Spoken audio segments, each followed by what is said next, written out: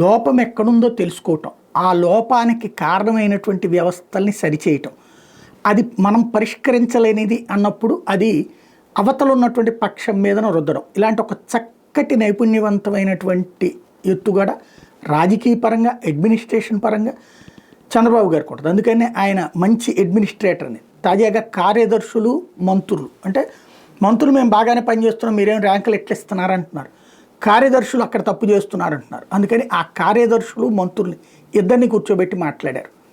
వాళ్ళకి చాలా క్లియర్గా చెప్పారు వ్యవస్థలు సెటరేట్ కావాలంటే ప్రభుత్వం ఒక నిర్ణయం తీసుకుంది క్యాబినెట్లో, ఆ నిర్ణయాన్ని అమలు చేయాల్సింది ఈ కార్యదర్శులు.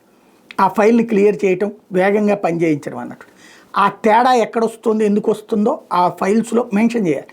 అయితే ఇదివరకు వేగంగా వెళ్ళినటువంటి వాళ్ళు ఈ మధ్యనే ఎందుకు స్లో అవుతున్నారంటే వేగంగా వెళ్ళినందుకు కేసులు పెట్టబట్టాయి. అదే సందర్భంలో రాజకీయ నిర్ణయాలకు కానీ లేదా నిధులు, ఇప్పుడు వీళ్ళు ఏదన్నా 100 కోట్ల రూపాయలు దీనికి ఖర్చు అవుతుందని ఇచ్చినప్పుడు వీళ్ళు ఆర్థిక శాఖ పంపించి అక్కడ అప్రూవల్ తీసుకొచ్చుకోవాల్సి ఉంటుంది. అది మళ్ళీ ఇంకొక తతంగం. ఇట్లాగా నెలలు కాదు ఏళ్ల తరబడి పెండింగ్లో ఉండిపోయి బోల్డ్ అని ఉంటుంటాయి. అట్లాంటి సందర్భంలో ఇప్పుడు ఇద్దరి మధ్యన సమన్వయం చేస్తూ ఒక బాధ్యతాయుతమైనటువంటి మీటింగ్ని చంద్రబాబు గారు చేస్తూ వాళ్ళకి హితబోధ చేశారు, మీరందరూ వేగం పెంచుకోవాలి అనేసి.